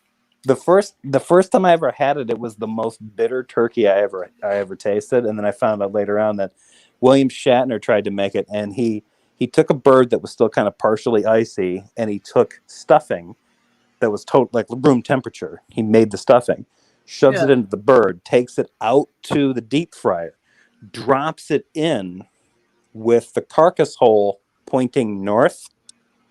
So as it descends into the oil, the stuffing erupts out the carcass hole at him and all his guests. Shit stuffing everywhere. Yeah, Gonna just- eat me, huh? Watch this.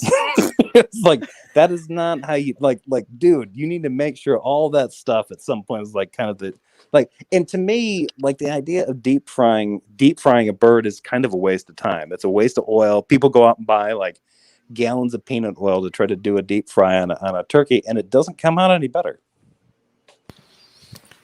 I don't know. I've never had a problem cooking poultry. I watched my mom too much. I know when to baste. I know all that shit. You know, when I don't not even to and all that. baste at this And- point. All I do is I get a But with turkey. spatchcock, you really don't have to. But even then, like the last two Thanksgivings, I haven't even spatchcocked the turkeys. I get them, I pull them open, I salt the entire corpse down, I wrap it back up, I put it back in the fridge, I leave it there until Thanksgiving Day, which is usually anywhere from 18 to 24 hours later. And then Right. when it's time to cook it, I bring the thing out. I don't often spatchcock it because depending on where I'm cooking, there's not enough room You have to for have it. a big ass oven to spatchcock a turkey. Yeah. So I just leave it as it is. But what I do is after I've brined it that way, I take a combination of olive oil and a bunch of poultry seasonings. It's usually parsley, sage, rosemary, thyme, sage, and marjoram. Combine those together with kosher salt and black pepper. Rub it into there. A little bit of red pepper too for heat. Squeeze that into the entire bird. Rub it in. Wrap it, right, like at least a little bit, and then or like kind of tenth the thing, and then just throw it in and just cook it. If you cook it on like the little arc things that they give you for the roaster cages, if you get one of the roaster cages, but you get an aluminum sheet pan, you put the aluminum sheet pan down, you put the little the V cage down, you put your bird in that, and you put that in there. The bird cooks up so much better. You don't even have to do anything fancy with it. You set it in there, you just let it cook. You bring the thing out. Now, if you want to cook it so that it drips into some vegetables or something, then you'd want a roaster pan. Right. But yeah, that That's just cool, though. changes the time. Similar to spatchcocking, what you can do with a big old bird is cut it up like you're serving it. Cut off the legs, cut off the wings. Split the breasts into two parts, Yeah. and you cook them all at once. but Every time, Junie. Every time. every one of them, Yeah, no, exactly. That's one of the things too. Like I like the spatchcock method when it comes to like pheasants, Cornish hen, and chicken. But when I watched a couple people do this 5-6 years ago, and they were doing it with turkeys, and I was like, well, I've got to try it, and I did it. It's a high maintenance waste of time. It's too big a Really? bird to spatchcock. Yeah, spatchcocking a turkey, I don't know that it really yields all that much more because Well, there's that's different. probably. But see, with turkeys, their cavities are so large, heat gets in there really good. With Yeah. chickens, that doesn't happen. Yeah. Yeah. Because their cavities are so small. One They don't get all Thanksgiving that dinner heat I in was at, they had put a Cornish hen inside the turkey. And as her sister was carving it up, she freaked out and was saying, "Oh my God, it was pregnant." What? Where were all the feathers? The beak and the head and the Yeah, feet. yeah. You don't expect logic from people like that, do you? When you cook it, all that shit disappears. It's amazing. I bet you she doesn't cook that shit. Wow. That's pretty Oh, funny. I can't even. Well, just the point of not knowing that birds are born from eggs, but I always like to marinate and then spatchcock my Oscar Mayer wieners. Heard. Hold on, Ox. Wait. Are you seeing that wild turkeys don't have any white meat? not really, because the white meat is just the muscles that don't get a lot of exercise. So in a wild animal, and especially the wild turkeys, they can't really fly, but they will jump in the air and flap their wings somewhat. So the breast meat does get exercised more, and it's not really white meat. I watched turkeys fly up to the top of a 50-foot tree. I have too. Okay, I guess they fly Right. better than I realized, but Yo, they will. Yeah. They can if the wind's right and they're the right kind of turkey. Yeah, they'll fly. Yeah. Yeah, so I don't if- think all of them. I mean, I used to have ducks that flew too, but not all ducks fly.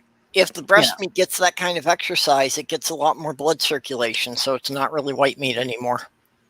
I need to get a wild turkey because I love turkey meat. But if I buy a turkey, I end up with all this white meat. I don't want to. I don't want to eat all that. My I don't favorite- mind white meat on chicken because it's thinner and it usually gets, well, at least when I cook it, it's juicier. You know, so I don't have that. It almost is dry Okay, thing going on, which I can't stand. my most, I think my I most- can say without contradiction that there probably is not an insurance agent in Minnesota who has not had to settle a claim for a wild turkey attacking someone's car.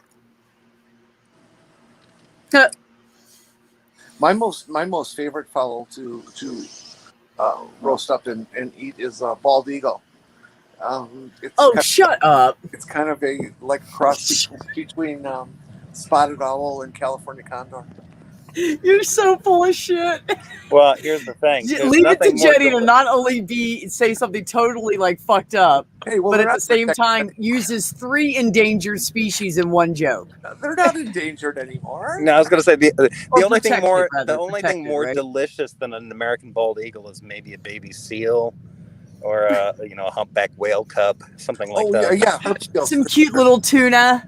I Yeah. love little, Well, cute little tunas. You know, you've The seen those, Herb seals are just the carnation. you've seen those bumper stickers. You know, I heart my dog, I spade yeah. my cat. Well, I had one. I clubbed my seal.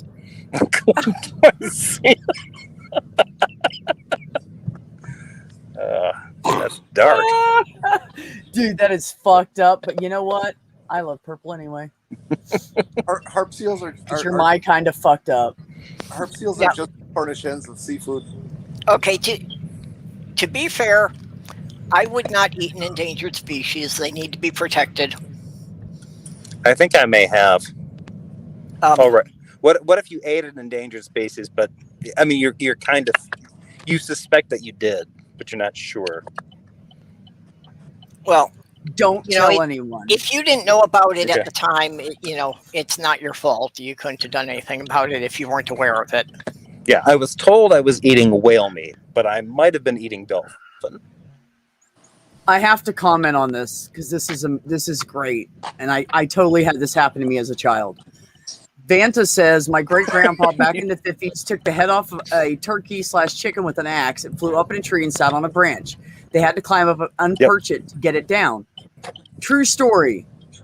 When I lived, we lived in this one area called Jarvisville, and it was like way out in the middle of nowhere. All our neighbors are like a mile and something away from us. Nobody lived near each other. Everybody had big farms. We had a 110-acre farm. We butchered chickens, and I was the one because I couldn't do most of the stuff because I was too little. I was like 5 and 6 at this point, and I would chase the chickens down. So the chickens, so many of them, it was like every 4th or 5th one she chopped the head off of, it would jump up and its body would run through the fence, through the barbed wire fence, miss the barbed wire fence, jump over the creek, go into this chicken coop, perch, and then it would just fall over. Yep. Yeah. And my Yeah. job was to bring them back. So I'd run over there, grab them by the legs, hold them out like this. Look. And they were big and heavy because I was 5 and 6. And I'd carry them all the way back. And here, Mom. And she's like, thank you, honey. And I wait. Oh, there's another one. Yeah. When I was, I don't know, like 10 years old or so, my father won a turkey at his union raffle. They failed to mention it would be a live turkey that was delivered. So it lived in our basement for about 2 months until he finally got around to chopping its head off.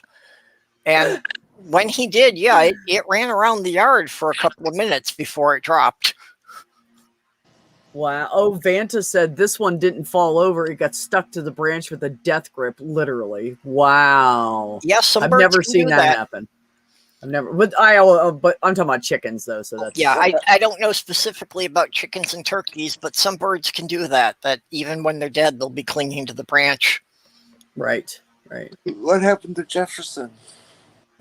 I don't know. He probably lost signal. He'll be back. He was driving around. Oh, So hard to tell. Yeah, I got all kinds of funny like. Oh but my goodness! Fucking in butchering Minnesota, we've got animals and trying yeah, to shoot them, and they run because they're pigs and they're hard headed, literally. You Minnesota, gotta we've got chase them wild down with turkeys a all over gun. the place. You know, even right in the cities.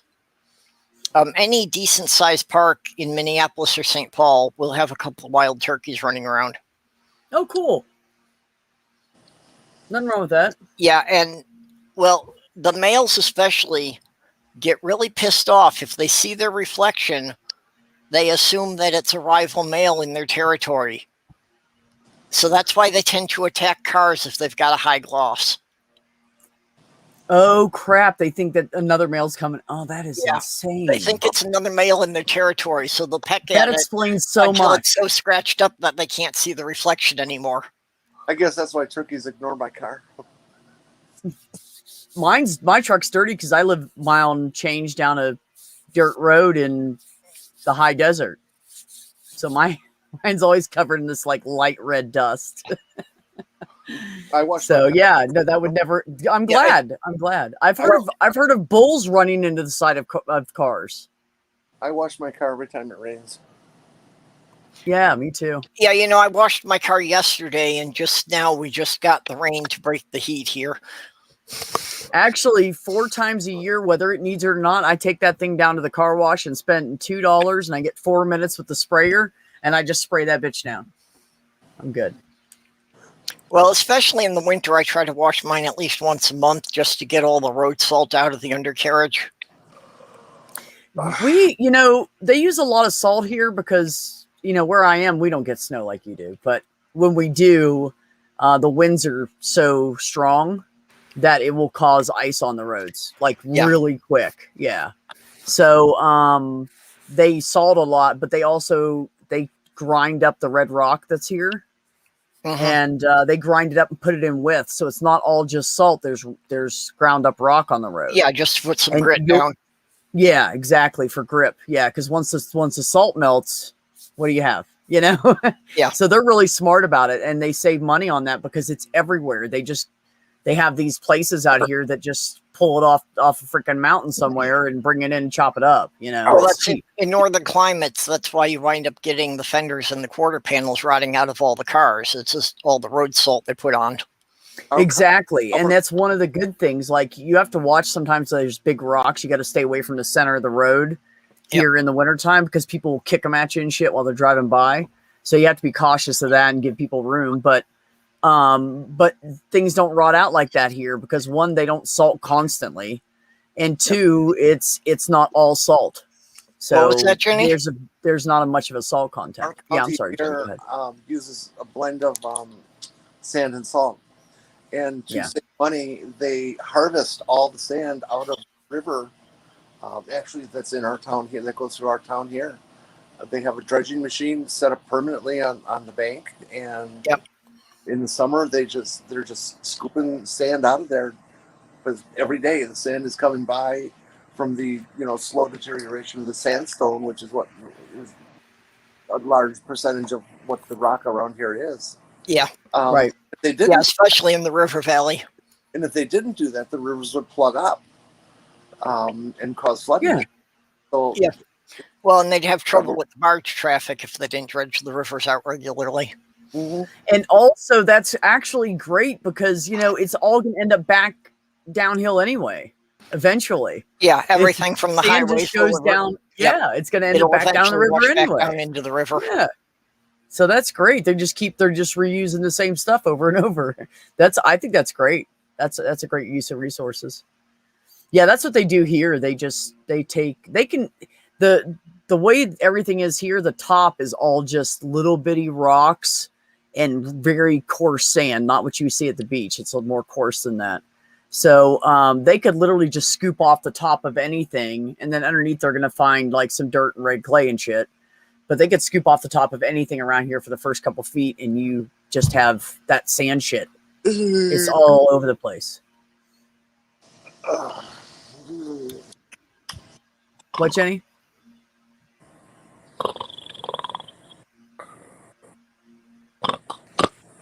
Sounds like Jenny Yeah, but fell asleep. I've seen people who brought cars up here from southern states up to Minnesota or Michigan, Yeah. and yeah, down there they don't do the same level of rust proofing. So I've seen those cars rot out in 2 winters. Cars that looked absolutely clean, not a spot of rust on them. Yeah.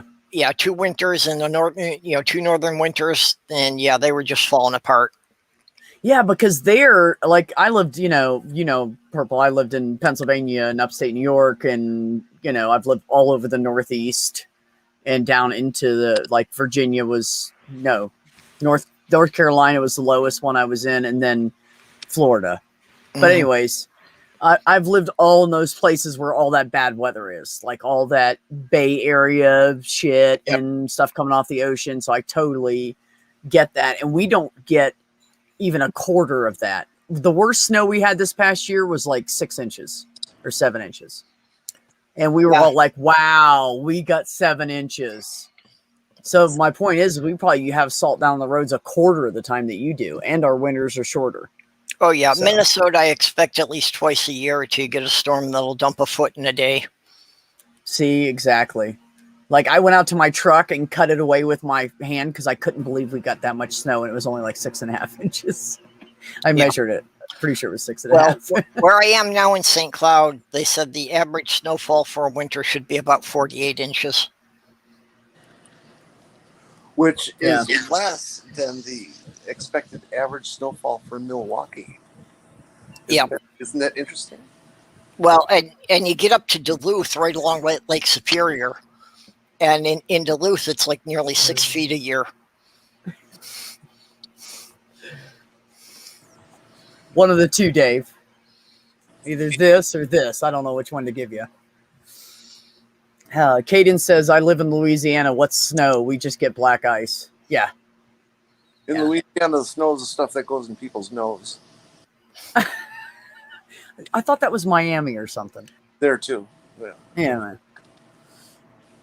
Yeah, of course, this week we're getting the other side of the Minnesota that we've had temperatures in the 90s for several days in a row. Yeah, we're having a hot spell right now too, but I mean it's gonna get worse because where I live. That's the only bad thing. God, when it gets up to 100. and But it's like- last summer the hottest it got there was 2 days it got up to 102, and the rest of the days the average was like 99. So I can't really bitch too much. Well, and we normally get a week or two that's around 100 degrees, but that's supposed to happen like, at the end of July, beginning of August. The fact that it's happening in the first week of June is kind of scaring me about what kind of summer we're going to have. I know. Yep, and it pretty Because much started right when June hit. Yeah, and we also, this past winter, only got about a third the snowfall that was average. Oh wow. So I mean, I don't know. I haven't been here long enough to know the average, so. Yeah, so I know we're going to have a problem when the farmers start trying to irrigate the fields, because without the snowfall, without the spring melt, the aquifers didn't get replenished. They're going to have to be, pumping it from a lot deeper to get the water up, Yeah, and we're going to have people running out of water. that's Especially crazy. if Especially where you if we've live. got That's like a month that crazy. it's going to be that hot. Yeah. Wow. I can't imagine. I mean, the wells here are like everybody's wells are like 550, 600 feet down here. And To, the humans but are the the water only ones- source down there is really Yep. good. The humans are the only ones who haven't really caught on to what's happening here. Because, for about a decade now, they've already been observing that, like, the bird migrations are Yes. further east than they used to be. Yep. They're changing. They're ever changing. Yeah, it's absolutely Yeah, true. so the animals have already been adapting to this. Yeah. Well, because they're all instinctual. They're not sitting here thinking about themselves too much. That's what we do. Yeah. They're aware of their environment. We're like, da, da, da, da, da. What did Fox say? Sure, I believe it. Well, the Yay. animals move back and forth every year. They're not, like, anchoring themselves to one spot for 20 years. I'm migratory. I've always said humans are migratory too. Well, originally we were nomadic tribes. We gave Exactly. that up quite some time ago. Yep. But I think it's like telling a cat not to chase a mouse. Yeah. They always have. Well, and that's the thing that, 20,000 years ago, the human tribes just followed the herds. The herd moved on. Okay, Yeah. we packed up our camp and we moved to follow the herd. Yes. Yes. There's a book you would probably like, Purple. What is that book called? I'll look it up and I'll you read books, right? I like to. I've got a huge pile of things I need to read because I'm dyslexic, so it's I'll kind see of. if I can find it on audiobook for you because I love audiobooks. Oh, I can do stuff and listen. I love audiobooks because, for me, reading is kind of a chore because I often have to read the same paragraph 4 times before I get all the words in the right order. Well, that's not it for me. I just don't get it. I'm thinking about other stuff and I'm just reading it, but I'm not comprehending anything. And then so I'll have to read it again and read it. And then finally I'm like, damn it, stop. And I'll read for a while and I'll get a couple pages in and then it happens again. And my brain goes over there again. Oh. Yeah. And then I just fall asleep because I'm bored because I just get sick of all of it. Go ahead, Jenny. I'm sorry. I didn't say nothing.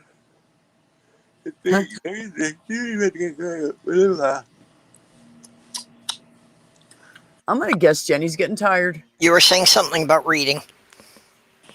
I don't remember. Did you do rehab today? Mm-hmm. Oh, how was that? Exhausting. Yep. That's why I figured you were tired. You're usually not that tired. It's sounding like you maybe need to log out and go lay down. Yeah. I'm already laying down. Good. Okay. Well, that's good. You're a step ahead. I just want to turn onto my side though and close my eyes and zone out.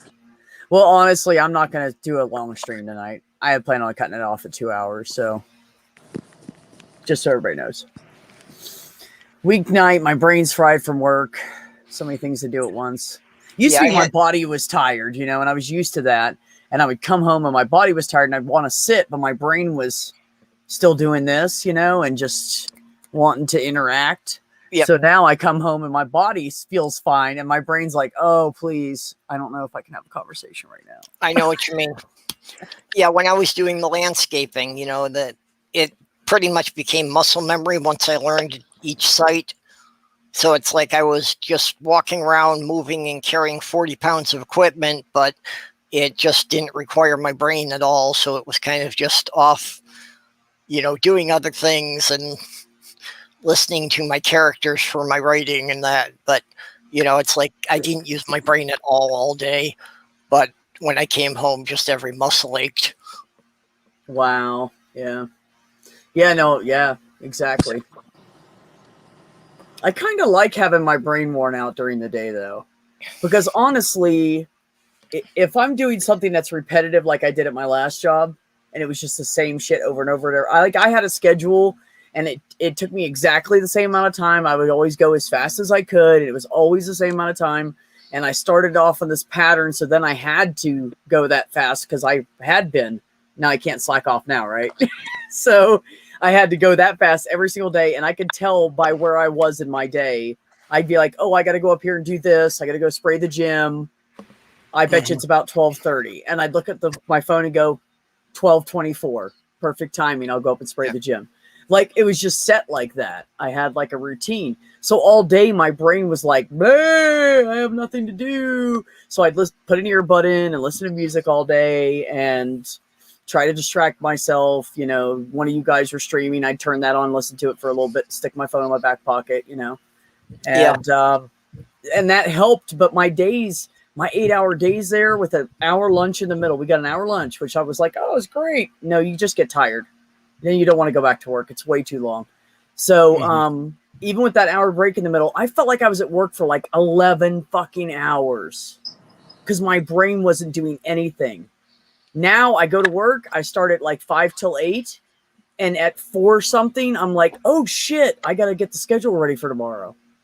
I had no idea. I thought it was like 1:30. I thought it was like 1 o'clock. So it's so much Yeah. different using your brain than doing the brawn end of it. Well, like I said, that's kind of what's pushing me back to my writing is that when my body's active, but my brain wasn't doing anything all day, it's like I've got the characters just trying to tell me their stories because my brain's got nothing better to do. Right. Yes, I'm going to take off. Okay, that's Okay. good. You get Go good rest, rest. Jenny. Thank you for coming by. I appreciate you. I love talking to you. I gotta I- I gotta be able to get up at 3 o'clock and talk to somebody. Oh. who's home. Oh, well then my God, please go and go get some rest. Yeah. Yeah, Or dealing with people in different Andy time says- zones. As Andy says, oh my fictitious God. OMFG, oh my fictitious God. I've been going with Oh My Imaginary God. You know, Sloth Girl's picked up on that. I just go, oh my fucking God. All right. Catch you later. Bye. Night. Bye-bye. Bye, Bye sweetheart. bye, chat. Although it is something that I picked up in my pagan days that I haven't shaken, that pretty much any time anyone in earshot of me says, oh my God, I say, which one? Right. I'm like, oh, my invisible man. Well, I apparently can't see him. So where is he? Is he close to me? Should I like try to shake his hand? You know? Totally stealing that. You should, Jay. Go ahead. It's fine. It's fun. Oh, yeah. Andy won't care. He says it on stream all the time. It's funny though when he says it. Oh my fictitious God. No, Cadence, you are not keeping me on late. I'm really ending it soon. Oh, I and the, know. How are you, sweetheart? I'm doing good.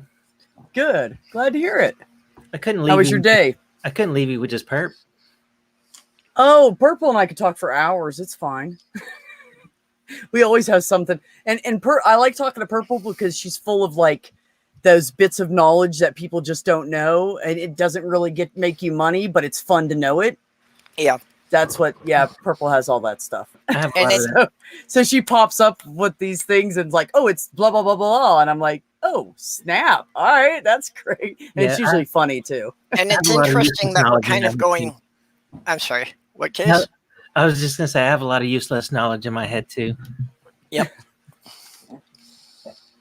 It's interesting with B that we're kind of going opposite directions, but we seem to have a lot of similar experiences growing up. Yeah, isn't that the truth, right? Maybe we were just born in the wrong bodies. We should The have been wrong swapped. bodies and, you know, being the youngest of the pack. Hey, that's my situation too.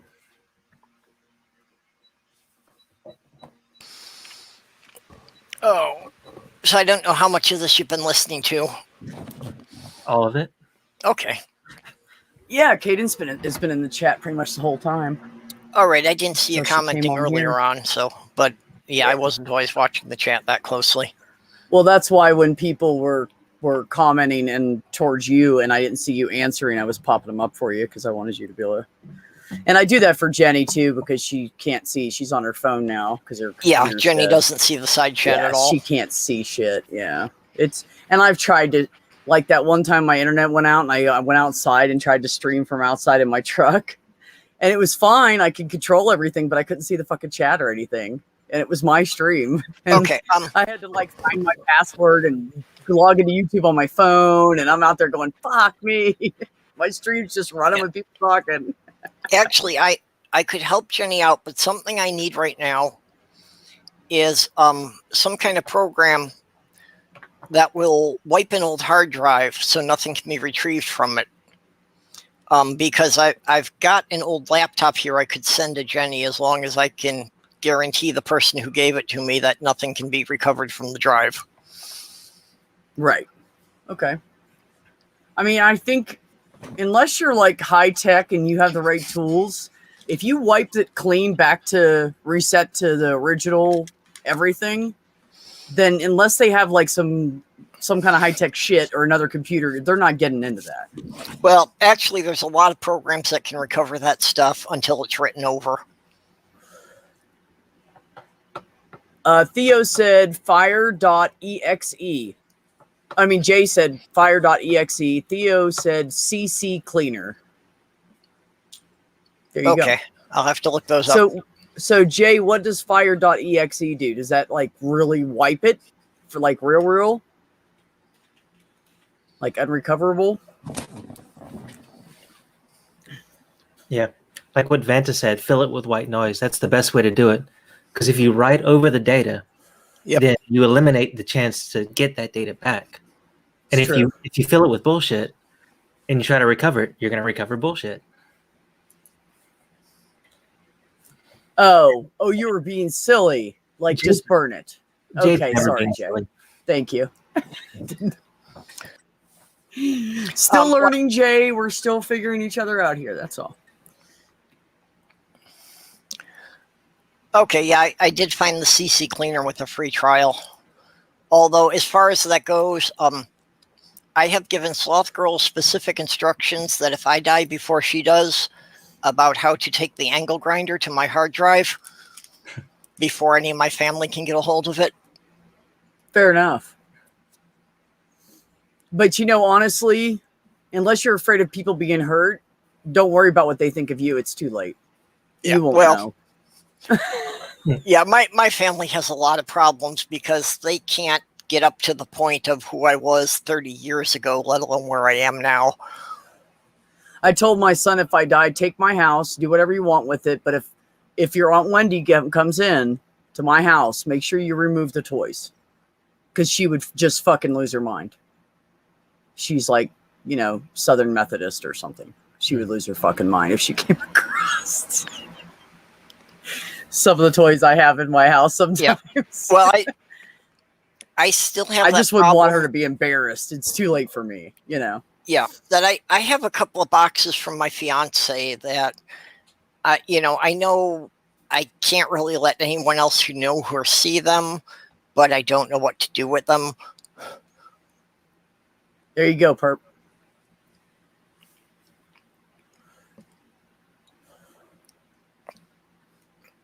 Yep. Well, unfortunately, all I have is the Windows computer, so I don't have anything that runs Linux. We should you should just reach out in the community. I bet you somebody you know who would know? Ask Critical Cripple. Ask Dave. Dave knows.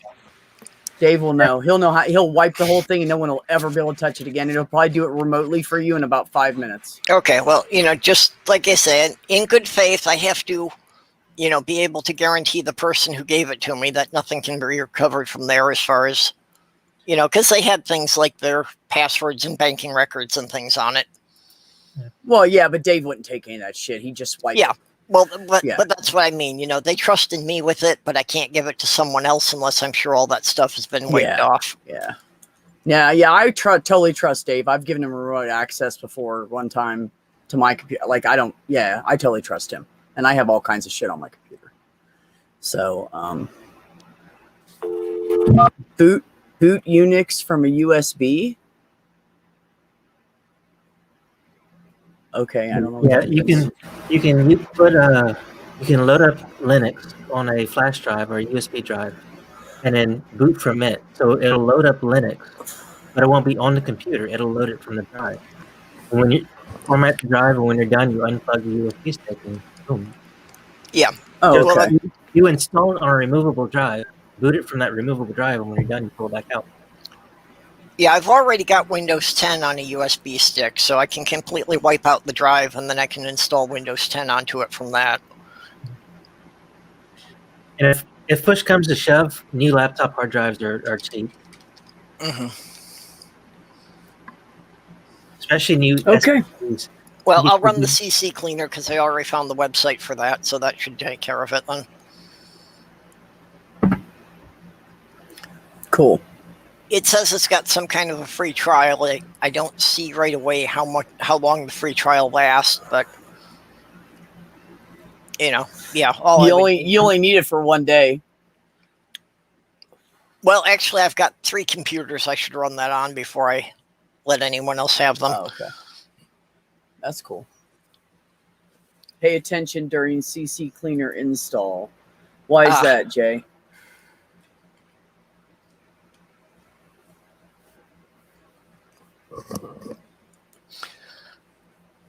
I don't know how I don't much of know a lag about we've that got shit. between us and YouTube at this point.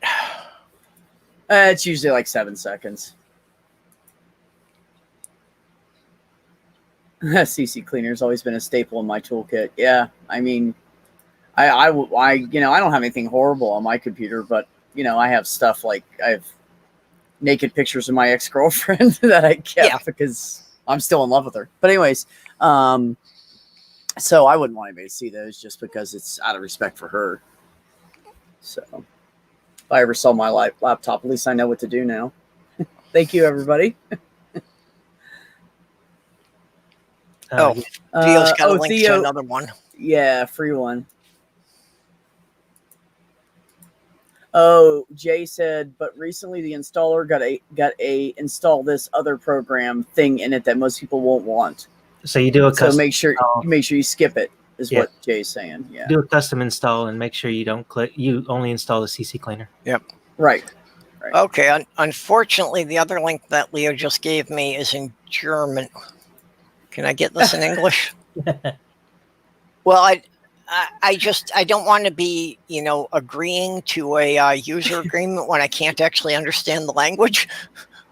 Hey, Theo, what is German for language? So she can find it on there and change it to English. Where's that at? Well, it gave me a tab to change it from English. Unfortunately, it will not let me get rid of the, you know, the pop-out box that asks you to agree to the terms of service or whatever.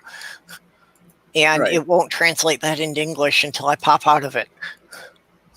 Yeah. Sprachen, yeah. Sprachen die Deutsch.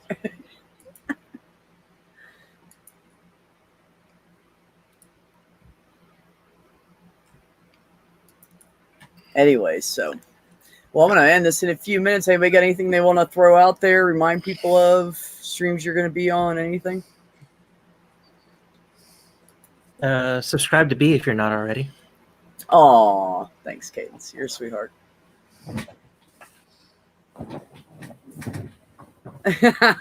Yeah, just my regular stuff this week. Oh my goodness gracious. So yeah, so you have that tomorrow. Is it tomorrow during the day? No, wait a minute. Fuck. That fucks me up. Well, It was Thursday today during midnight the going day. into Friday and morning. Thursday, Yeah. Friday morning. Okay. All right. Yeah. Okay. So tomorrow night. Absolutely. Well, hello, Rachel. You came in at the end. I'm just about to shut it down. Just so you know. So yeah, you'll have to shoot me an email. And Judy said, sub to you 3 with a heart. Thank you, Junie. Appreciate you. Yeah, so I'm going to get off here and I'm going to go relax Junie for a has little been bit. doing so much for me. Junie is great. Well, Junie's Junie is great. one of my Patreon subscribers and did this cool new avatar for me. Yeah. Yeah, if anybody wants to see good shit, art shit, go subscribe to Junie for sure. I just subscribed to her the other day. Yeah, because you two just got introduced the other day. I'm like, oh, Yeah. there's a channel. Subscribe. Yeah. Yeah. It's good stuff. For real. So yeah, everybody, I'm going to kill this. So everybody take care of yourselves, take care of one another, and have some peace in your life. Okay. We'll see you next time.